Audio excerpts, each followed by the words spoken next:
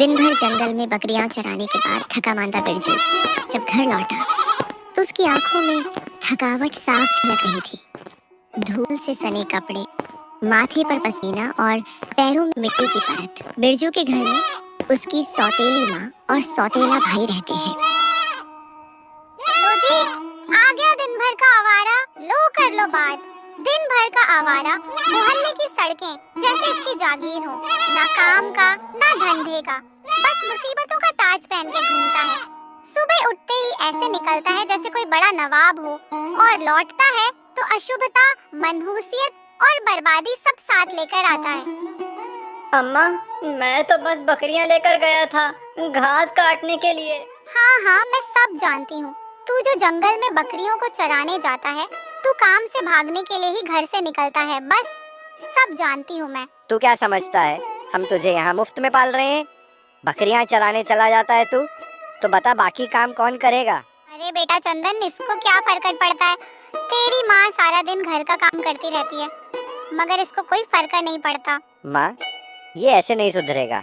इसको तो मैं अभी सबक सिखाता हूँ।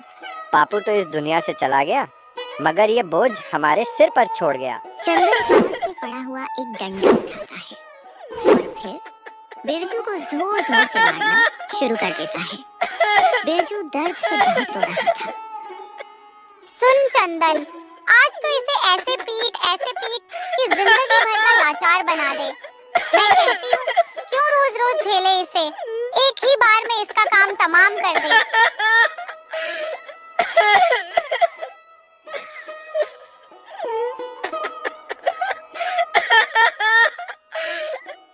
बिरजू चुपचाप आंगन के कोने में जाकर बैठ जाता है, जैसे उसने मन ही मन कोई कसम खा ली हो। बिरजू की एक सौतेली माँ और सौतेला भाई है, जो दिन रात उस पर जुल्म ढाते हैं। घर के सारे काम बिरजू से करवाते हैं और खाने के लिए भी उसे कुछ नहीं देते। क्या सिर्फ इसीलिए मुझे हर रोज ये गालियाँ, ये थप्पड़, ये बेइज्जती सहनी पड़ती है? अरे, सारा दिन बकरियां चरा रहा था, अभी लकड़ियां काट कर लाया हूँ। सोचा था अब कुछ खाने को मिल ही जाएगा, पर मिला तो क्या, डंडा। अब मैं इन पर बोझ नहीं बनूंगा, मैं यहाँ से चला जाता हूँ। इतना कहकर बिरजू वहाँ से चला जाता है। बहुत दूर तक चलने के बाद उसे बहुत भूख और प्यास लगती है। बिरजू बहुत सादा और शरीफ इंसान था, जो आज पहली बार घर से इतना दूर आया था। तभी बिरजू ने देखा कि वहाँ करीब ही एक घर में शादी हो रही है और दो गली के मस्तंड आपस में बात कर रहे हैं। अरे सुन रहे बूझो, बहुत भूख लगी है यार, चल इस नदी में नहा लेते हैं और फिर साफ सुथरे होकर शादी में चल पड़ते हैं। जब हम भी चमकेंगे तो किसी को क्या पता चलेगा हम कौन हैं। हाँ हाँ, तू सही कह रहा है, तो चल। और वहाँ क्या क्या पकवान बने होंगे। अरे बाप रे, ये क्या मस्त आइडिया है। भूख तो मुझे भी लगी है, मैं इन लोगों के साथ शादी में चला जाता हूँ। चल कलुआ, लगा दे एक छलांग नदी में तू भी। इतना कहकर बिरजू नदी में छलांग लगा देता है। वह नहा धोकर साफ सुथरा होकर बाहर निकलता है। यूं बिरजू भी शादी में खाना खाने के लिए चला जाता है। जैसे ही वह शादी में पहुंचता है, उसकी नजर एक आदमी पर पड़ती है जो बेहोश पड़ा हुआ था। उसके पास एक दूसरा आदमी खड़ा था। तुम कौन हो? मैं बारातियों में से हूँ। अरे, मैं तो सभी बारातियों को जानता हूँ, क्योंकि मैं इन्हें लेकर आया हूँ। मैं तो तुम्हें जानता ही नहीं। मालिक, मुझे माफ कर देना, मैं बहुत भूखा था तो खाने के लालच में शादी में चला आया और तभी मैंने उस बेहोश पड़े लड़के को देख लिया। बेटा, अब मेरी इज्जत तुम्हारे हाथ में है, तुम ही मेरी इज्जत बचा सकते हो। ये आप क्या कह रहे हैं? भला मैं आपकी इज्जत कैसे बचा सकता हूँ? जिस लड़के को तुम बेहोश देखकर आए हो वो मेरा ही बेटा है, और आज जो बारात यहाँ आई है वो उसी का दूल्हा है। हम उसकी शादी करने यहाँ आए थे, लेकिन उसे मिर्गी का रोग है। बेटा, उसे 4-4, 5-5 घंटे होश नहीं आता। अगर लड़की वालों को दूल्हे की सच्चाई पता चल गई तो वो अपनी लड़की की शादी नहीं करेंगे और बारात को खाली हाथ लौटना पड़ेगा। लेकिन मैं क्या कर सकता हूँ? थोड़ी देर के लिए दूल्हा बन जाओ और लड़की के साथ फेरे ले लो, उसके बाद मैं सब कुछ संभाल लूंगा। नहीं नहीं, ये तो बहुत गलत बात है। मैं तुम्हें इस काम के बदले 50 सोने की मुद्राएं दूंगा। जब बिरजू ने 50 मोहरों की बात सुनी तो उसके दिल में लालच आ गया। ठीक है, मैं तैयार हूँ। बताइए मुझे क्या करना होगा? बहुत शुक्रिया बेटा, तुमने मेरी मुश्किल आसान कर दी। फिर बिरजू को दूल्हे के सुंदर कपड़े पहनाए गए। वह बहुत सुंदर लगने लगा। बारात के साथ वह लड़की वालों के घर पहुंचा, जहां उसके और लड़की के फेरे हुए।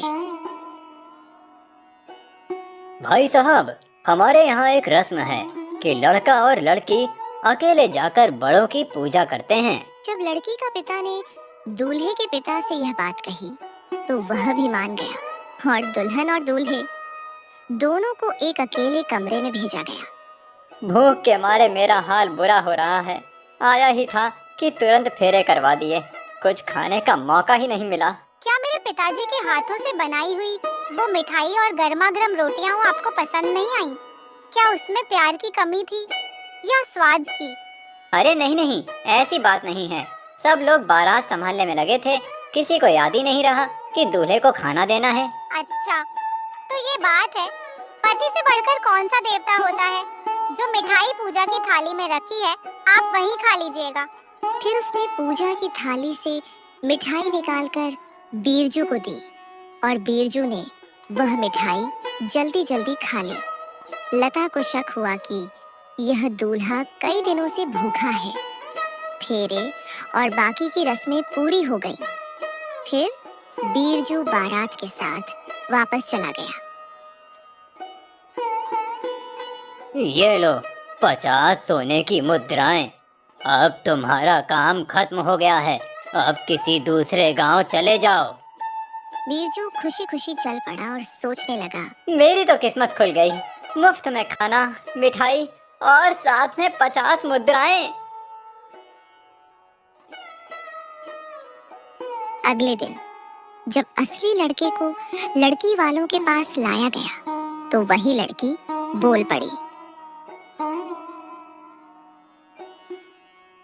पिताश्री, पिताश्री, मेरा यकीन कीजिए, यह वो नहीं है जिसके साथ कल मैंने फेरे लिए थे। अगर आपको यकीन नहीं है तो मुझे और उसे अकेले कमरे में भेज दीजिए। दूध का दूध और पानी का पानी हो जाएगा। लता को यकीन हो गया कि यह वही नहीं है जिसके साथ उसने फेरे लिए थे। लड़के को मिर्गी का दौरा पड़ा और सच्चाई सबके सामने आ गई। बारात वापस चली गई। दूसरी तरफ बीरजू एक जंगल में पहुंचा, जहां उसे एक कुटिया मिली। वो एक साधु का आश्रम था। बीरजू ने अपनी सारी राम कहानी उस साधु महाराज को सुनाई। साधु महाराज ने जब सारी कहानी सुनी तो वो भी बीरजू की भोलेपन पर हैरान हो गया। उसे बीरजू पर बहुत दया आई। इतना भोला लड़का इस कलयुग में। उसके बाद वह वहीं रहने लगा। वह आश्रम के सारे काम करता। जैसे जैसे समय बीतता गया, साधु महाराज ने बीरजू को कई तरह की जड़ी बूटियां खिलाई, जिससे बीरजू का दिमाग बहुत तेज हो गया। उसका शरीर भी ताकतवर हो गया। अब वह पहले वाला बीरजू नहीं रहा। वह बहुत चालाक, होशियार, शक्तिशाली बन चुका था। अब वो समय आ गया है, तुम्हें अब अपनी पत्नी के साथ अपना जीवन बिताना चाहिए। लेकिन वो तो उस दिन किसी और लड़के के साथ विदा हो गई थी ना? नहीं, वो लड़की उस दिन बारात के साथ नहीं गई। वो आज तक तुम्हारा ही इंतजार कर रही है और आज के इस कठिन समय में उसे सबसे ज्यादा तुम्हारी जरूरत है। कैसे महाराज? मैं समझा नहीं। कठिन समय? बात यह है कि जब लता की शादी होने वाली थी तब उसके पिता ने एक सेठ के पास अपनी जमीन गिरवी रखी थी और कुछ पैसे उधार लिए थे। लेकिन जब उन्होंने वो पैसे लौटा दिए और सेठ से घर और जमीन के कागज मांगे तो सेठ ने मना कर दिया। उन्हें पंचायत में बात करनी चाहिए, ये तो बहुत बड़ा धोखा हुआ। जब वो पैसे लेने गया था तभी सेठ ने खाली कागज पर उसके दस्तखत करवा लिए थे। ये तो सरासर अन्याय है। उनका घर और उनका खेत छीनना बहुत बड़ा अपराध है। मैं अभी वहाँ जाऊंगा और उनकी मदद करूंगा। बिरजू ने साधु महाराज से अनुमति ली और वापस मालपुर गांव की ओर रवाना हो गया। वहां पहुंचकर देखा कि लड़की का परिवार एक बाग में डेरा डाले हुए है। जब वह बागा में पहुंचा तो सबसे पहले उस लड़की की नजर उस पर पड़ी। ये तो कुछ जाना पहचाना लग रहा है, जैसे पहले कहीं मिल चुका हो। अरे ये तो वही है जिसने मेरे साथ फेरे लिए थे और पूजा की थी। वह बिरजू के पास आई और कहने लगी, क्या तुम मेरे एक सवाल का जवाब दोगे? अगर किसी दूल्हे को देवताओं की पूजा करते वक्त भूख लग जाए तो लड़की को क्या करना चाहिए? पूजा की थाली में रखा भोजन अपने पति को खिला दे। तुम वही हो ना? हाँ लता, मैं वही हूँ जिससे तुम्हारे फेरे हुए थे। अब मैं अपना फर्ज निभाने आया हूँ। पापा, यही वो लड़का है जिसके साथ मेरे फेरे हुए थे। बिरजू ने सारी कहानी सुनाई और उस परिवार ने भी अपनी दर्द भरी दास्तान सुनाई कि कैसे सेठ ने धोखा दिया। अब आपको चिंता करने की जरूरत नहीं है। उस सेठ को मैं सबक सिखाऊंगा। आज रात में उसी के घर जाकर ठहरूंगा। जब रात हुई तो बिरजू ने जाकर सेठ के घर का दरवाजा खटखटाया। मैं एक यात्री हूँ, क्या मैं एक रात के लिए आपके यहाँ ठहर सकता हूँ? इसे यहाँ रख लेता हूँ और अच्छा किराया वसूल करूँगा। ठीक है, आ जाओ, लेकिन तुम्हें 10 सोने की मुद्राएं किराए में देनी होंगी। आपका बहुत बहुत धन्यवाद। मैं सुबह होते ही आपको 10 सोने की मुद्राएं देकर यहाँ से चला जाऊँगा। जी, अब किसे उठा लाए? ऐसे थोड़ी ना किसी को भी घर में ले आते हैं। कुछ नहीं भाग्यवान, बस एक राहगीर है। एक रात की बात है। हम कौन सा उसे जानते पहचानते हैं? अगर कोई ठग या चोर हुआ तो हमारे सोते वक्त सब कुछ उठाकर भाग जाएगा, तो फिर हमारा क्या होगा? तुम सही कह रही हो, पर अब क्या करें? ऐसा करो, तुम आज उस कमरे में सो जाओ, मैं उसके कमरे में जाकर सोता हूँ। मैं उसकी निगरानी कर लूँगा। हाँ, ये बात मुझे ठीक लगी, पर हमें साथ ही साथ ये तरकीब भी सोचनी चाहिए जिससे हम सारी रात जागते रहें और उसे रात में चोरी करने का कोई मौका ही न मिले। यह बात बोलकर सेठ उस लड़के के कमरे में चला गया जहां वह बैठा था। सेठ ने वहां पर अपने सोने का बंदोबस्त कर लिया। इतने में सेठानी भी सेठ के पीछे पीछे उसी कमरे में आ गई। अब वे तीनों एक ही कमरे में थे। क्या तुम हमें कोई कहानी सुना सकते हो? अगर तुम हमें कहानी सुनाओगे तो रात जल्दी कट जाएगी। हाँ, अभी तो मैं बहुत थक गया हूँ, लेकिन हाँ, मैं बहुत अच्छी कहानियाँ सुनाता हूँ। पर फिलहाल आप लोग सो जाइए। यह बात सुनकर सेठ और सेठानी दोनों को बिरजू पर और भी शक होने लगा। यह बार बार सोने की ही बातें किए जा रहा है, कहानी सुनाने से इनकार किए जा रहा है। मुझे तो कहानी सुनने की आदत है, जल्दी से मुझे कोई अच्छी सी कहानी सुनाओ। ठीक है, सुनिए। एक राजा था, बहुत घमंडी। उसकी रानी भी बिल्कुल वैसी ही। मुझे एक बात याद आ गई। असल में मैं एक राजा के यहाँ नौकरी करता था, लेकिन छोड़ दी। जाते समय राजा ने मुझे 5 सोने की मुद्राएं दी थी। डर था कि कोई चुरा ना ले, इसीलिए मैंने उन्हें गांव के बाहर नदी के किनारे एक सूखे पेड़ के नीचे दबा दिया। कहाँ दफन की? वहीं सूखे पेड़ के नीचे। अब सोच रहा हूँ, अगर आप जैसे ईमानदार लोगों का घर मिल गया होता तो वो मुद्राएं यहीं ज्यादा सुरक्षित होती। संशोधित और स्पष्ट रूप।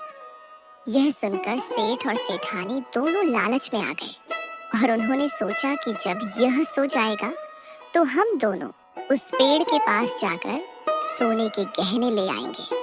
जब सेठ और सेठानी दोनों जंगल में उस पेड़ के पास पहुंचे तो देखकर हैरान रह गए। वहां तो कुछ भी नहीं था। हाय हाय, हम तो लूट गए। वो चोर तो अब तक हमारे खजाने पर हाथ साफ कर चुका होगा। हे भगवान, हम तो लुट गए। लालच ने सब छीन लिया, सब छीन लिया। उधर बरजू तो जाग रहा था। वह बस सोने का नाटक कर रहा था। बरजू उठकर सीधा सेठ की तिजोरी वाले कमरे में जा पहुंचा। तिजोरी में जितने भी सोने चांदी के सिक्के थे, बरजू ने सब एक पोटली में डाल लिए और उसी वक्त सब कुछ लेकर वहां से रातों रात फरार हो गया। फिर वह सीधा उस बाग पे पहुंच गया जहां उसका परिवार रुका हुआ था। ये रहे आपके घर और खेत के असली कागज। सेठ ने झूठ बोला था कि खाली कागज पर दस्तखत करवाए हैं। उसने असली जमीन के कागजों पर ही दस्तखत करवाए थे। बरजू फिर अपनी बीवी को साथ लेकर कहीं दूर चला गया और वहीं पर घर बना